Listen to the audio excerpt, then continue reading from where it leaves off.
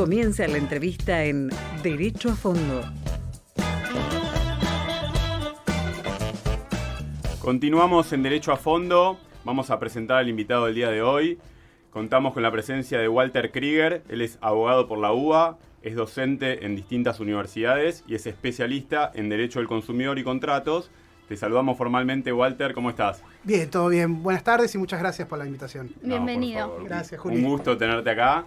Y bueno, vamos a empezar con la primera de las temáticas. Hoy vamos a estar hablando de Derecho Consumidor, también vamos a estar hablando de contratos. Quería preguntarte en Derecho Consumidor acerca del principio de gratuidad. ¿Qué significa esto? Digo, la palabra un poco lo indica, pero ¿gratuidad en qué y hasta cuándo? Bien, muy buena pregunta. A ver, fue una discusión que nos llevó muchos años esto de entender a qué se refería la Ley de Defensa del Consumidor cuando hablaba de gratuidad. La gratuidad tiene que ver con el derecho básico del acceso a la justicia, ¿no? La premisa de la gratuidad parte de entender que si el consumidor tiene el temor de que efectuar un determinado reclamo le va a generar un costo, eso va a funcionar como un factor de disuasión para no tener que hacerlo.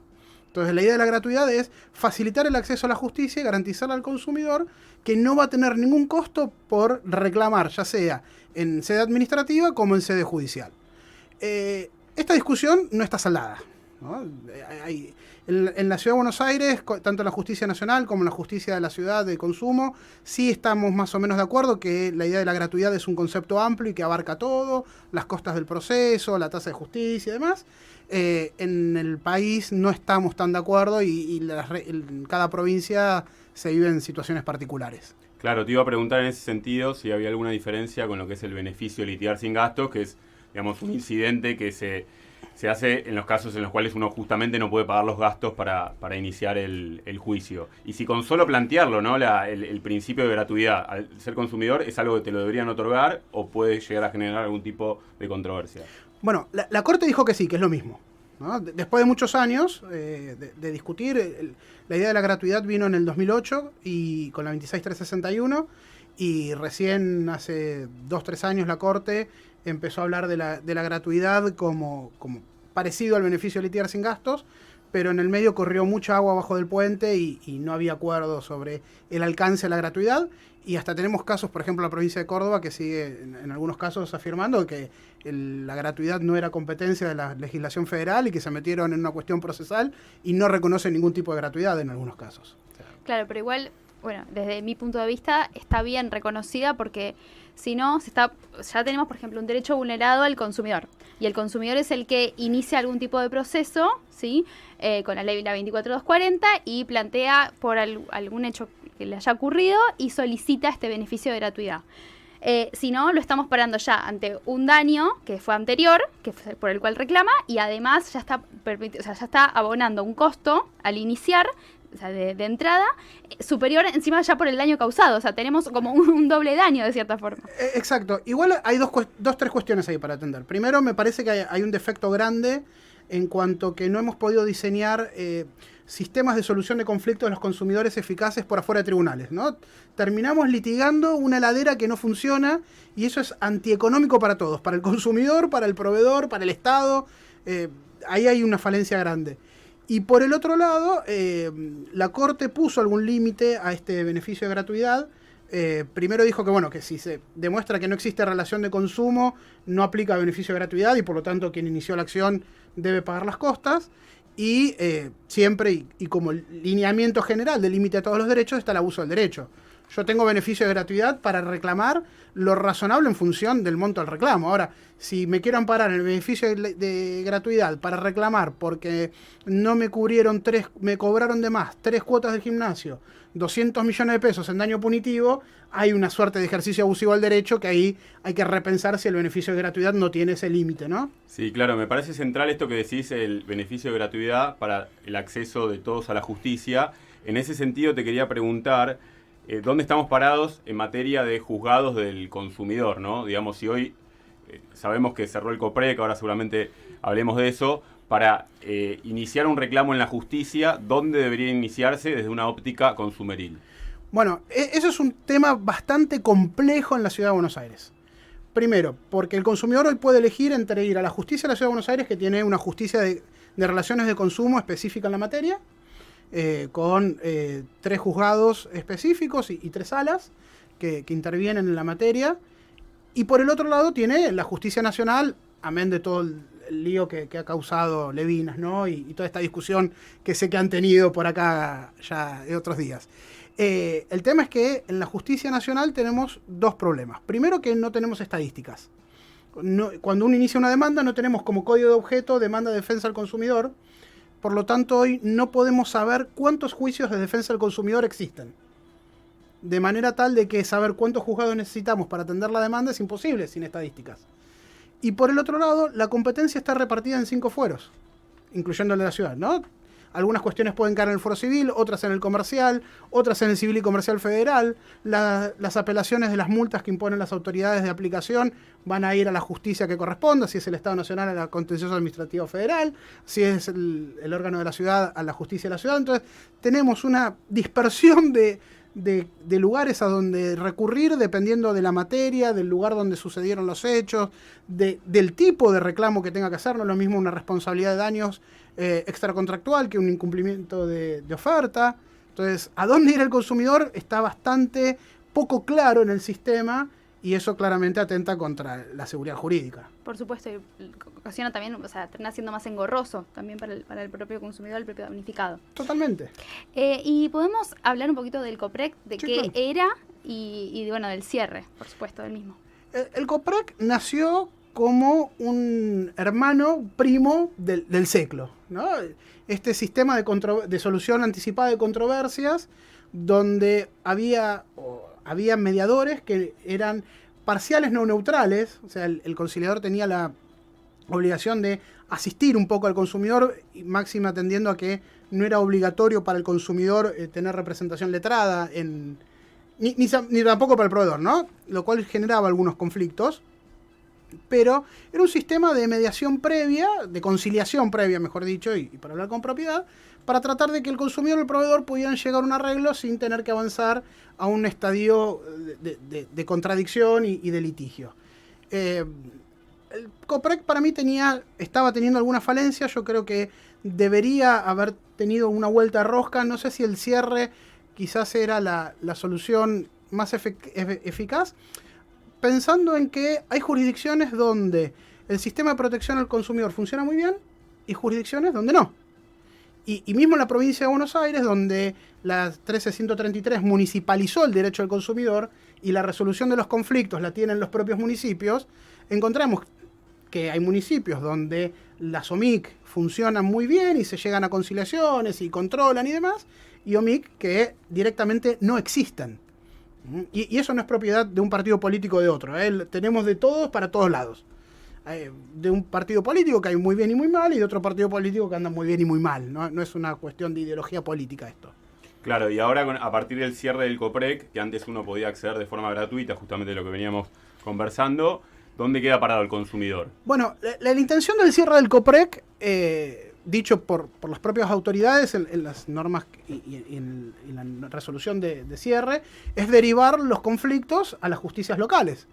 En el caso de la Ciudad de Buenos Aires, tenemos un sistema de conciliación que depende del Consejo de la Magistratura de la ciudad, que funciona muy parecido al COPREC, y por lo tanto, quizás el ciudadano de la Ciudad de Buenos Aires no sienta tanto la diferencia entre el cierre del COPREC y el cierre y el funcionamiento de este sistema de conciliación de la ciudad.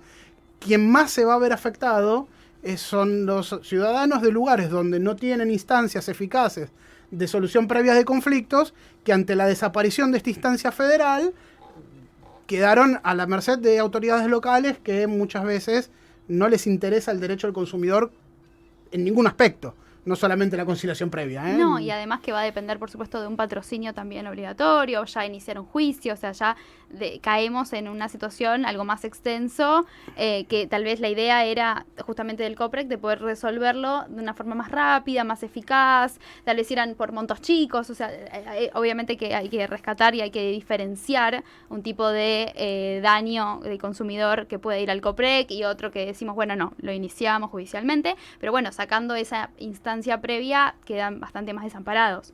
Totalmente. Y a ver, yo creo que el COPREC necesitaba una vuelta de rosca, porque más allá de la cantidad de casos que atendía, en los últimos años veíamos que había bajado la relación entre cantidad de casos y acuerdos. Entonces, tampoco servía una instancia de conciliación como un paso administrativo que dilate la posibilidad de ejercer un reclamo. De manera tal que necesitaba repensarse desde algún lugar el COPREC. Derivarle todo y tirarle todo por la cabeza a las autoridades locales en algunos puntos va a ser bastante perjudicial. El de la Ciudad de Buenos Aires no va a sentir tanto la diferencia. Yo creo que en algunos puntos de la provincia de Buenos Aires y en el interior profundo la diferencia va a ser notoria. Recordemos que estamos hablando con Walter Krieger, especialista en Derecho Consumidor. Walter, te quiero preguntar por otro tema que tiene que ver con los seguros y también, digamos, es anexo a lo que tiene que ver el consumidor, lo que tiene que ver con el límite de cobertura, ¿no? En general, de todo seguro que uno contrata, ¿qué tan flexible es, digo, en un país inflacionario, en un país donde estamos acostumbrados a litigar y que todo por ahí se termina resolviendo en tribunales? ¿Cómo juega el límite de cobertura? Es un tema bastante más complejo el de la ley de seguros. A ver, tenemos quiero hacerlo lo más sencillo posible, ¿no? El seguro tiene que estar relacionado con el sistema de responsabilidad civil que tenemos. El seguro puede responder a un sistema de responsabilidad civil fundado en la culpa, una responsabilidad subjetiva, donde lo principal del seguro es la función económica, donde lo que importa es el contrato de seguro, la póliza de seguro, y donde va a tener sentido, en la medida que el asegurado tiene la posibilidad de evitar la responsabilidad, ¿no? Que haya límites de cobertura, topes de franquicias, etc. O podemos tener un seguro pensado por un sistema de responsabilidad objetiva, donde tenemos que pensar que el seguro, para que el mercado funcione, y esto tiene que ver con más cuestiones económicas que jurídicas, no es que hay un sistema mejor que el otro, necesitamos que el seguro, como sucede en Francia, por ejemplo, no tenga tanto peso la función económica, sino la función social de responder frente al hecho dañoso. ¿Por qué? Porque en ese caso el asegurado, por más que haga todo bien, no tiene con su conducta la posibilidad de evitar que tenga que pagar. ¿Qué nos pasó a nosotros? En el año 68 pasamos de un sistema de responsabilidad subjetiva a una responsabilidad objetiva, pero ya veníamos con una ley de seguros de un año anterior pensada por una responsabilidad subjetiva. Entonces cambiamos el sistema de responsabilidad, pero dejamos una ley de seguros pensada para otro sistema. Y la Corte lo que viene diciendo es, el tope de cobertura es oponible a la víctima. ¿Por qué? Porque es lo que dice la ley de seguros. Si esto está mal, deberíamos cambiar la ley. La Cámara Civil tiene una mirada contraria y ha echado mano de distintas herramientas, actualizar el monto de la cobertura, el tope de la cobertura en la medida que se han actualizado las primas, etcétera, para tratar de corrernos de una situación absolutamente injusta para la víctima del daño, y para el asegurado también, que es que tengo un accidente, tengo un derecho a una indemnización mayor al tope de cobertura, recibo el tope de cobertura y cuando quiero cobrar el resto, chao, ¿no? Entonces, generamos dos víctimas. A la víctima del daño y al asegurado, que muchas veces queda hasta fuera del mercado, ¿no? Pensemos en un accidente grande, ¿no? Donde hay una víctima fatal o con una incapacidad grande.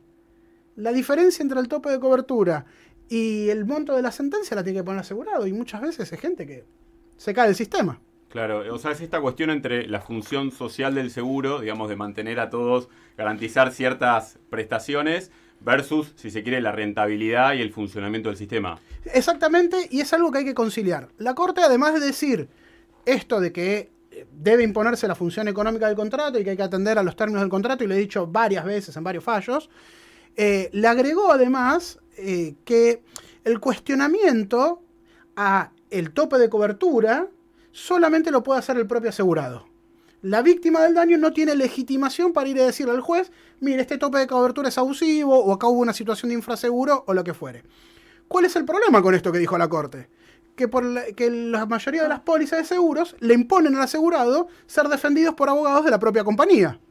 Entonces, ¿quién va a plantear la nulidad o la abusividad de una cláusula que fija un tope de cobertura demasiado bajo, si quien está representando al asegurado también es pagado sus honorarios por la compañía de seguros. Hay una desprotección de los propios intereses del asegurado. Exactamente, y hay una colección enorme de fallos de la Cámara Civil donde han decretado nulidades de las intervenciones de los abogados de las compañías de seguros por conflictos de intereses, donde han planteado la inoponibilidad de los términos del contrato al asegurado en función de que el abogado no estuvo debidamente representado.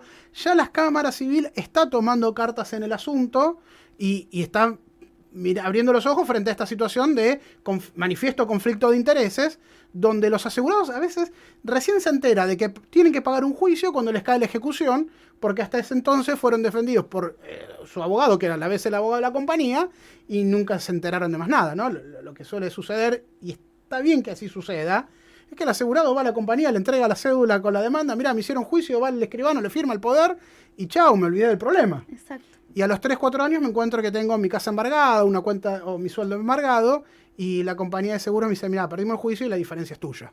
Nombraste recién, Walter, Francia, ¿no? Uh-huh. Lo pusiste, entiendo, como ejemplo. ¿Cómo funciona ahí el seguro? Bueno, el seguro ahí claramente tiene una función social, ¿no? Y tiene una responsabilidad objetiva muy fuerte. ¿Qué plantean los franceses? Primero, si vos me vas a...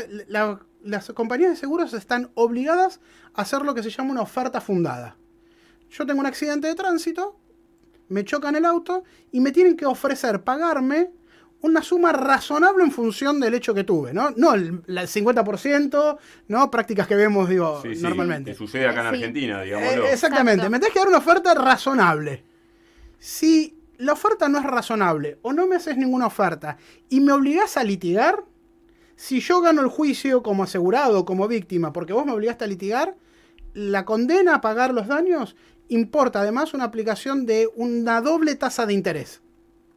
O sea, hay una penalidad muy fuerte a la compañía de seguros que obliga a litigar al asegurado sin razón. Contrario a la víctima. Se reducen un montón los litigios. Totalmente. Y terminan, obviamente, con un poco más de contento, por así decirlo, ambas partes. Pero como si vos hablas con jueces del fuero civil, el 80% de los casos que tienen son accidentes de tránsito, y de ese 80% de laburo, más de la mitad son accidentes de tránsito de chapa y pintura.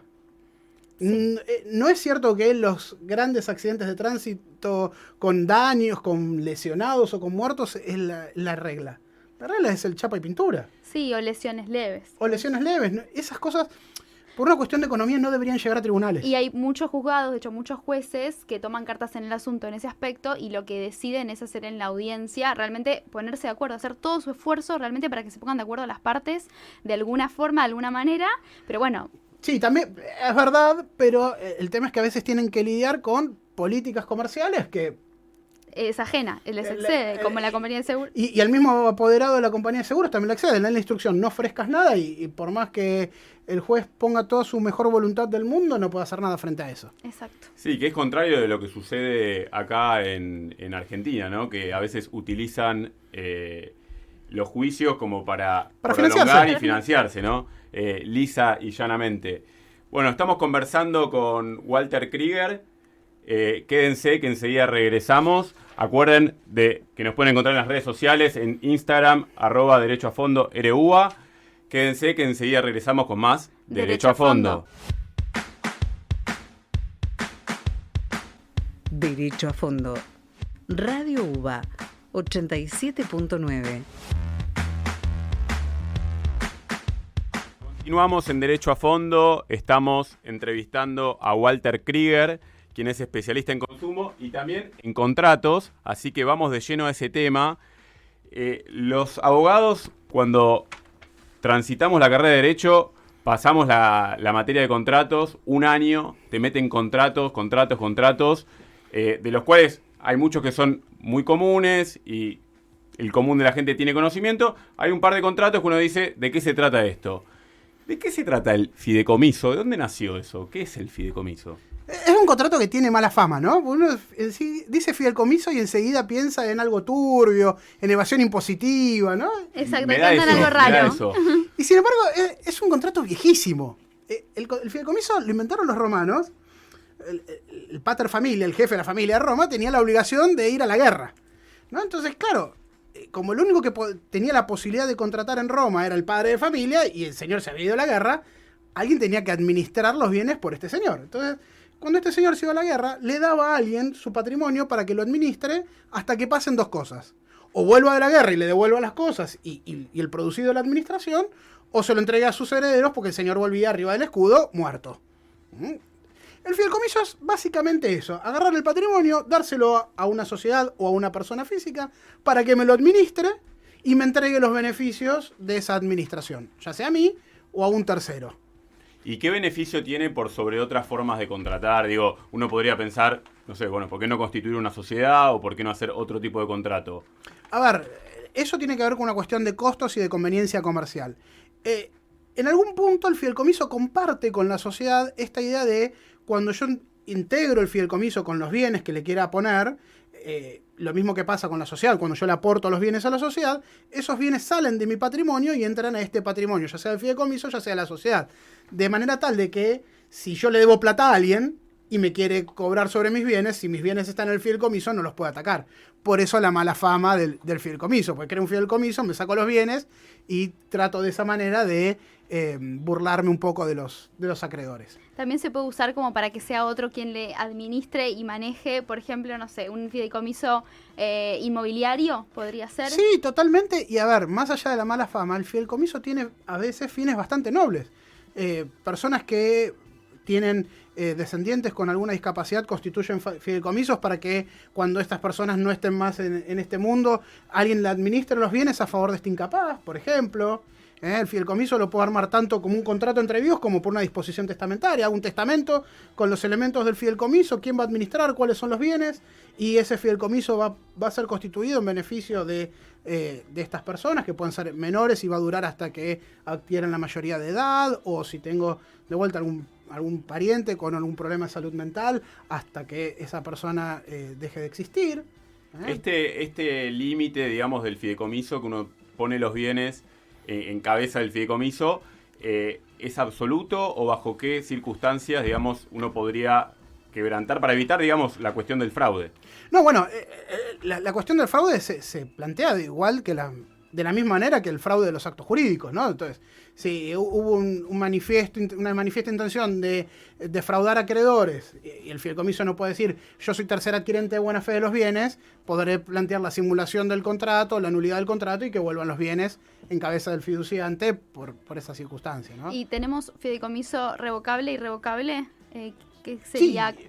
A ver, los alcances del fideicomiso siempre vienen de la mano de lo que las partes, que son dos nada más, el fiduciante, el que aporta sus bienes, y el fiduciario, que es el que los administra, ellos se van a poner de acuerdo con el reglamento de qué es lo que pueden hacer, lo que no pueden hacer. Entonces, si es un fideicomiso revocable, yo le puedo poner una cláusula a ese contrato de no quiero más el fideicomiso, vuelvan los bienes a mí, o entreguenle los bienes a quien está designado para recibir los bienes cuando ese fideicomiso termine. O puedo decir, no, de ninguna manera este fideicomiso se va a revocar y será irrevocable, y hasta que no se cumpla el plazo o el objetivo de ese fideicomiso, vamos a seguir para adelante. Perfecto, se puede poner un plazo o un objetivo a un tiempo o no, hasta que se cumpla eso, como puede ser, por ejemplo, una inversión, ¿no? Una construcción de un inmueble, sí, puede tener un objeto muy amplio para que quiero que se administren esos bienes. Sí, yo recuerdo el caso de Independiente, creo que fue que constituyeron un fideicomiso, también, ¿no? Por ahí hay más por cuestiones financieras, ¿no? Exacto, a ver, ¿qué le pasó a Independiente en su momento? Estaba inhibido, no podía disponer de sus bienes. Entonces, sus socios aportaron a un fideicomiso una serie de dinero que un fiduciario administraba. Entonces, esa plata nunca entró al patrimonio Independiente y por lo tanto los acreedores no la podían tomar. Y el objeto de ese fideicomiso era el pago de las deudas de Independiente o la adquisición de derechos federativos de los jugadores para que puedan jugar Independiente. Principalmente fue el pago de deudas porque lo que tendía ese fideicomiso era el levantamiento de la inhibición, ¿no? De pagarle la deuda y que puedan volver a funcionar con normalidad. Mirá qué interesante, Julia. A mí no me lo explicaron con tanta claridad en la facultad. A mí sí, porque debo decir que Walter fue mi docente y yo fui ayudante en su cátedra durante varios años. Es verdad. Y está invitado a volver. Está invitado, exactamente. Bien, bien. Bueno, ¿podemos ir con otro contrato? Sí, vamos con otro contrato. Me gustaría hablar sobre el contrato de franquicia. Contrato de franquicia. Bueno, a ver, la franquicia lo que tiene como particularidad del objeto es la disfusión de un modelo exitoso de negocio. Invento un negocio, me va muy bien, funciona, una panadería, una hamburguesería, lo que sea. Entonces le voy a vender a mis franquiciados la posibilidad no solamente de usar mi marca, sino que le voy a vender el modelo del negocio. Vos, para tener una hamburguesería exitosa, tenés que vender las hamburguesas cocinadas de esta manera, las tenés que cobrar a este precio, tu local tiene que tener esta estética. Le voy a vender Tiene todo el formato. el modelo de negocio exitoso que yo tuve. Perfecto. Después hay montones de maneras de regularlo. Le puedo dar mayores o menores libertades a los franquiciados para la adquisición de las materias primas. Le puedo pedir un canon mensual o un derecho únicamente por el uso de la franquicia. Depende del modelo de negocio que cada franquiciante quiera darle a su marca y del perfil que le quiera dar, el contrato va a ir variando. Lo central es esto, la venta de un modelo exitoso de negocio. ¿Y hay algún inconveniente típico que pueda suceder o que se replique en varias franquicias?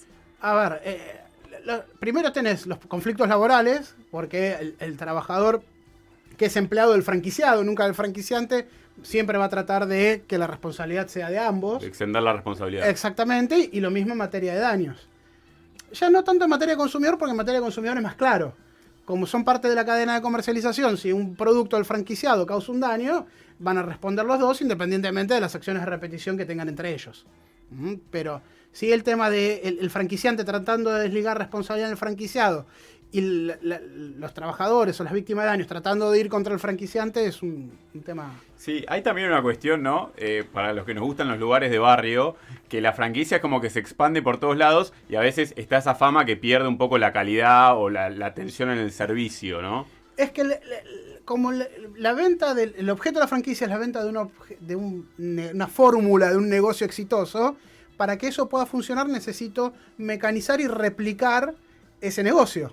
Entonces, si tengo, por ejemplo, un negocio de gastronomía, ya no voy a hacer la comida casera. Tengo que hacer un tipo de comida que sea fácilmente reproducible en todos los locales y industrializar el proceso.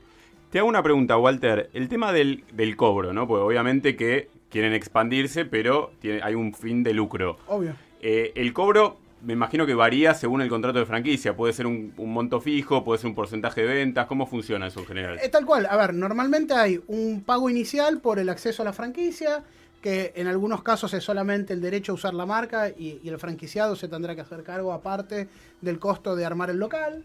Hay otros modelos donde ese pago inicial implica local llave en mano, entonces el franquiciado ya te da el local con la estética, con la cartelería, con todo lo que necesitas. Y después sí, depende del modelo de negocio, hay o cánones fijos o porcentajes de ventas. Y se evalúa principalmente también la zona, ¿no? Para poder colocar una franquicia, que no esté tampoco tan cerca de otra. A ver, por una cuestión de buena fe, igualmente está pactado, sí, se establecen zonas de exclusividad, ¿no? Entonces, yo tengo un negocio de una marca en un lugar, tengo una zona de exclusividad garantizada, salvo que sea una zona de mucha afluencia de gente y que por la cantidad de gente un local solo no alcance y pueda abrir otro, ¿no? Pero eso sí, requiere de estudios de mercado para que no haya competencia entre los distintos franquiciados de la misma marca. Bien, ¿está mal decir que los contratos es la mejor manera de predecir el futuro? Yo creo que los contratos son la mejor manera de analizar la economía de un país. La manera en que los países regulan sus contratos dice mucho de la manera en la que funciona la economía de un país. Si vos tenés una economía hiperregulada, vas a encontrar regulaciones de todos los contratos de todo tipo y colores. Si vos tenés poca regulación de los contratos, vas a estar viendo una economía más abierta, más liberal. Yo creo que el secreto está en tratar de transitar un punto intermedio. El equilibrio. Totalmente. ¿Y hay algún país que vos tengas en miras que digas, la verdad que me interesa, me parece que funciona bien o no? Es que los contratos hablan mucho de la idiosincrasia de un país, ¿no? Cuando uno regula contratos también hay mucha carga cultural, muchas cargas de creencia. Vos pensás que, y vuelvo a Roma, que te gusta. Hermoso Roma.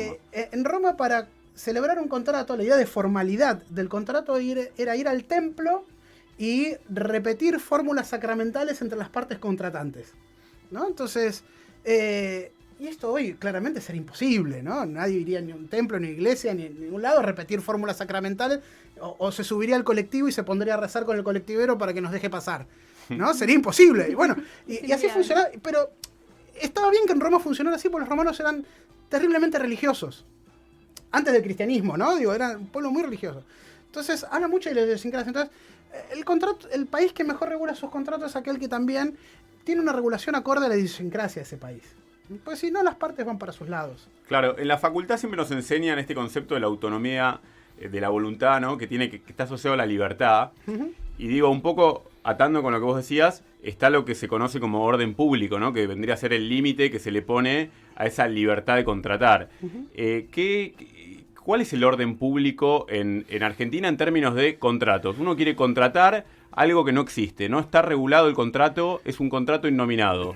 ¿Puedo, no puedo? ¿Y cuál va a ser la limitación? A ver, en materia general siempre la regla es la libertad de contratar, ¿no? Las partes son libres de contratar, salvo aquello que esté expresamente excluido, ¿no? Órganos, por ejemplo, ¿no? Pero la regla general siempre es la libertad de contratar, la libertad de formas, la libertad contractual de elegir el contenido de las cláusulas. La regla general siempre es la libertad. Ahora, lo que ha venido a atravesar esta idea de libertad han sido los contratos de consumo, ¿no? Donde la masificación del contrato requiere de limitar la autonomía de la voluntad y expandir el orden público, en tanto y en cuanto esta idea de autonomía de la voluntad partía del presupuesto de igualdad real entre las partes, ¿no? Vélez no estaba equivocado cuando hablaba del contrato liberal y de los contratos entre iguales. Porque en la época en que Vélez sacó el Código Civil, los que contrataban eran realmente iguales entre sí. Era el dueño del campo con el cosechador o con el exportador. O el comerciante con otro comerciante. Bueno, muy distinto a lo que es un contrato de adhesión, o bueno, como estábamos hablando, lo de la franquicia, que uno se somete, entre muchas comillas, a un tipo de contrato y algo ya está más establecido. Totalmente, pero eso tiene que ver más con la masificación del contrato y la necesidad de no perder tiempo en las redacciones. La idea del contrato de adhesión tampoco es nueva. Digo, hay libros de Lafeil, que era un profesor uruguayo de contratos de 1920, donde habla de los contratos de adhesión. Y ponía de ejemplo el contrato de transporte de ferroviario, que uno se sube al tren, paga el pasaje y hace lo que la empresa de trenes quiere y le obliga. Exacto. Y no negociaba el precio del tren. Lafeil ya en el año 20 hablaba de los contratos de adhesión, ¿no? Lo que pasó con los contratos de adhesión es la masificación del contrato en aras de la expansión y de la posibilidad de mucha gente que en la época de Vélez no contrataba, de empezar a contratar. Hoy todos contratamos. Y hasta contratamos sin saber que estamos contratando. ¿No? Digo, No hace falta firmar un documento para... no hace falta ni siquiera razonar que estás haciendo un contrato. Digo, ¿vos usás Uber? Sí, Cuando te tomas un Uber, ¿te pones a pensar que eso es un contrato de transporte? no. Bueno, estás contratando. Ahora lo voy a empezar a pensar. Entonces, contratamos a veces sin siquiera pensar que estamos haciendo un contrato.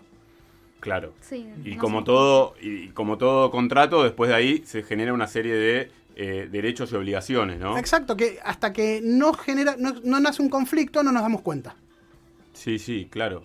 Pero a ver, en estos derechos y obligaciones, ¿no? Yo por eso te lo ataba con predecir el futuro, ¿no? Porque, digamos, lo que puede pasar ahora es incierto, vemos que hay una cantidad de desastres naturales y demás. Obviamente que el código está sobreregulado con eso.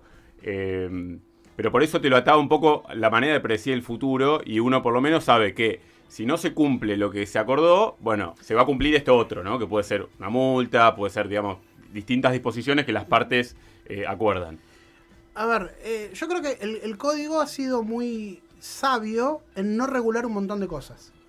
Por ejemplo, hoy el contrato que más usamos es el contrato de prestación de servicios. ¿Cuántos artículos hay específicos en el código de prestación de servicios? 2.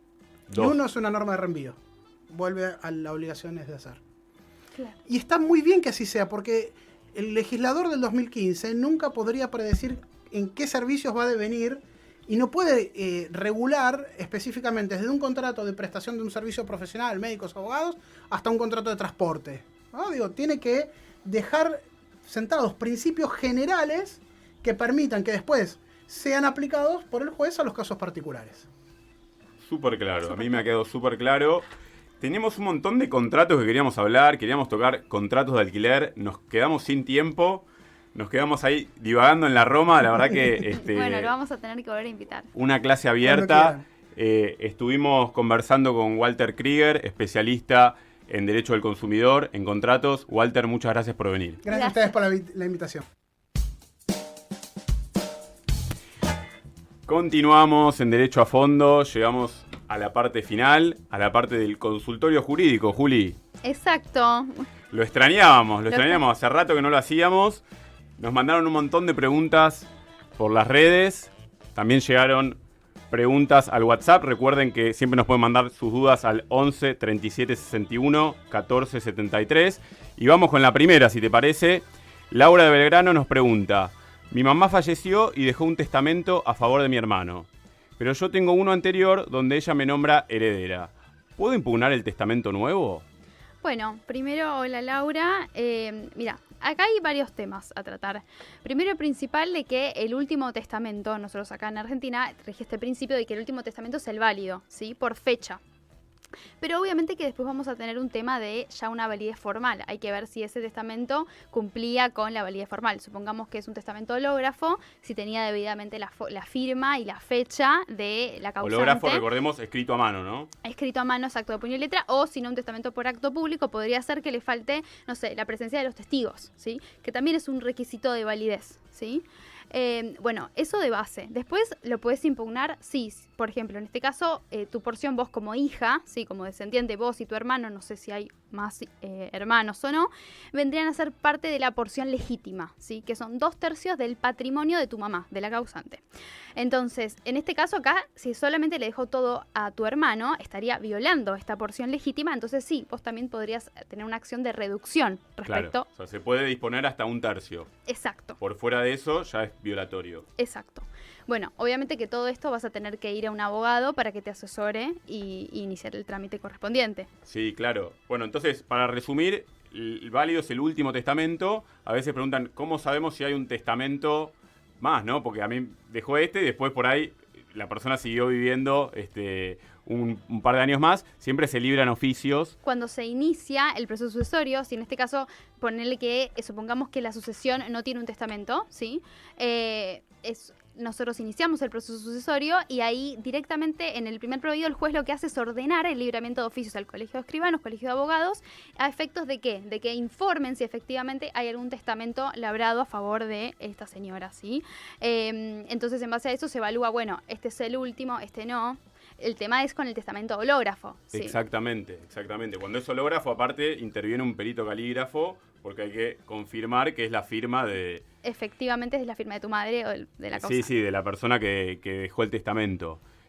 Tal cual. Bueno, creo que quedó más que respondida. Vamos con la siguiente consulta, que es Marta de Villa Crespo, mi barrio. Mi pareja falleció hace 4 meses. Vivimos juntos 10 años, pero la casa estaba a nombre de él. Sus hijos me quieren echar. ¿Tengo algún derecho a quedarme? Mira, Marta, sí, varios temas acá. Si vos tenías una unión convivencial que estaba registrada, ¿sí? Es importante el registro, ya sea, no sé, en el registro civil acá de Cava o en el registro de donde vivas. Ahí vas a tener una protección. ¿Qué es esta protección? De forma gratuita vos te vas a poder quedar en esa habitación, ese departamento, esa casa, hasta un plazo máximo de 2 años, ¿sí? Es un derecho real de uso de esa vivienda, siempre y cuando esa vivienda haya sido en la cual ustedes vivían, ¿sí? Convivían el último tiempo y además vos tampoco te puedas proporcionar, o sea, vos tampoco tengas algún otro departamento, alguna casa, algún otro lugar donde vos puedas vivir, ¿sí? Todos estos requisitos son de base. Entonces, si ellos te quieren echar, o sea, primero van a tener que mandarte una carta de documento, van a tener que hacer algún tipo de acción, pero vos tenés esta protección de la cual vos te podés agarrar, la podés presentar, contestar la demanda, etcétera, hasta un plazo máximo hasta 2 años para poder hacer derecho de uso, que se llama así, de esta vivienda en la cual ustedes convivían hasta el fallecimiento. Es un tema, ¿no? Cuando fallecen y hay conflicto entre los familiares. Entre los familiares, entre los hijos. La verdad que es una pena que termine judicializadas estas cuestiones. Sí, la verdad que sí. Aparte el derecho no llega, hace algunas cosas, pero la realidad es que no llega a la realidad de cada persona ni en el momento del fallecimiento, en el momento de la situación en la cual están pasando. No, y también por ahí en algún momento habría que dar el debate, esta cuestión de si es pareja, es conviviente, si tienen unión convivencial, si están casados. Porque digo, en el fondo, bueno, responde una formalidad, ¿no? y una formalidad que a veces se dirime los bienes de toda la vida de una persona. Con lo cual creo que amerita un debate más a fondo, que lo podemos dar en Derecho a Fondo, como no. Y vamos con la tercera consulta. Sebastián de José Cepaz. Si mi mujer y yo nos queremos divorciar, ¿podemos hacerlo sin abogado? Por lo que escuché, hay una figura que se llama el divorcio express. Bueno, Sebastián, el divorcio express, la realidad es que hoy en día acá en Argentina no aplica. Vas a necesitar sí o sí patrocinio letrado. Vos y tu pareja van a requerir los dos patrocinio letrado. ¿Para qué? Para poder presentar ya sea un convenio, presentar un divorcio, que es un inicio de una demanda, ya sea de mutuo acuerdo o no. O sea, en el caso de que ustedes estén de acuerdo, muchísimo mejor. Pero si no estuvieran de acuerdo, vos la podrías iniciar. Es una demanda de todas formas. Y con un convenio regulador o no, depende, no importa si hay bienes o no, ustedes tienen que presentar una demanda para poder lograr la sentencia de divorcio. ¿Sí? Entonces no existe esto del divorcio express, de voy a un registro, me divorcio, así tan sencillo. No, claro, pero recordemos igualmente a la gente que si alguna de las dos personas se quiere divorciar, el divorcio va a salir, no necesita de la conformidad del otro. O sea, puede haber un divorcio de común acuerdo o puede haber un divorcio, lo que se llama unilateral. El divorcio va a salir y se va a poder divorciar. Después sí estará la discusión de si hay niños, el régimen de comunicación, los bienes y demás, pero el divorcio sale. Exacto, la sentencia de divorcio sale, no hace falta justificar el motivo como era antes, que había que explicar de por qué uno se quería divorciar o no. Ahora no hace falta justificar el motivo, simplemente hay que iniciar un proceso, una demanda, se le va a dar traslado a la otra parte para que conteste y después se va a dictar la sentencia, que conteste o no, y después se va a dictar la sentencia de divorcio. Sí, igual tocaste un tema que está muy en boga, que tiene que ver con el divorcio, porque digamos, uno cuando se casa no necesita abogado, por ahora. Por ahora. Y la gran pregunta que está ahora en discusión es si al divorciarse se necesita un abogado. Digo, hubo proyectos de ley circulando de divorcios administrativos, es decir, sin la presencia de abogados. Y acá es donde, por eso quería diferenciar el tema del divorcio del resto de las cuestiones que son anexas y por ahí a veces son patrimoniales o no, incluyen por ahí quién se queda con los niños, en qué horarios y demás, todo lo que tiene que ver con el régimen de comunicación y demás. Está buena hacer esa distinción porque en realidad estábamos hablando antes de la autonomía de la voluntad. Es decir, si una persona puede ir al registro y casarse, ¿por qué esa persona no puede, digamos, con la misma voluntad, separar lo que hizo? Es un debate que hay que darlo. Lo que pasa es que me parece que de acá lo que se intenta hacer es correr el eje y la importancia del abogado, ¿no? Y todas estas cuestiones, ¿no? Porque después hay un montón de cuestiones técnicas que a veces nos llegan las consultas al consultorio jurídico de cuándo se separó, si le corresponde algo, si no le corresponde algo. Eso es, digamos, fundamental, la presencia de un abogado. Sí, porque como bien decías, hay mucho tema a veces con el tema de la separación de hecho en sí. ¿Qué es esto, entre comillas? Decir, bueno, desde tal fecha cesó nuestra relación, ya no convivimos más. Bueno, pero no convivimos más, no queremos estar más juntos, yo tengo otra pareja. Bueno, pero ¿qué pasó en ese lapso? Si vos adquiriste bienes, si vendiste. Bueno, todo eso también hay que tratarlo, hay que tenerlo en cuenta. Y también es necesario tener un abogado en esa instancia como para que te garantice a vos tus derechos, mejor dicho, y que te pueda defender. Pero bueno, eso ya sería como, tal vez podemos separarlo en dos. Por un lado lo que es el divorcio y después por otro lado los bienes y los hijos que son necesarios para establecer el convenio, sí, abogados. Sí, claro, yo diría todas las consecuencias que se derivan del divorcio en sí, ¿no? Pero está claro que en términos de autonomía de la voluntad, quien quiere casarse y se casa tendría que tener el derecho de separarse, ¿no? Digamos, el divorcio, esto es una cuestión que bueno, el derecho lo tiene. El derecho lo tiene, hay que tener en cuenta todas las cuestiones conexas. Bueno, Juli, nos quedamos sin tiempo. Ay, bueno, quedaron más preguntas para la próxima. Quedaron más preguntas para la próxima. La verdad que hoy fue un programa para aprender, ¿no? Sí, estuvo muy interesante. Estuvimos en París, estuvimos en Roma, aprendiendo. Sí, viajamos por el mundo y por el tiempo. Les agradecemos a ustedes que están del otro lado por escucharnos. Los esperamos el miércoles que viene a las 20 horas, como siempre. Agradecemos en el control a Leandro Salas, en la producción a Agustín Boteatós, en la coordinación general a Clara Sirven. Recuerden seguirnos en las redes sociales, en Instagram, @derechoafondoRUA. Estamos en X también como Derecho a Fondo. Si se perdieron algún programa, pueden volver a escucharlo en Spotify y en YouTube como Derecho a Fondo Radio UBA. Mi nombre es Gastón Esmulevici. El mío, Julieta Tobal. Y esto fue Derecho a Fondo.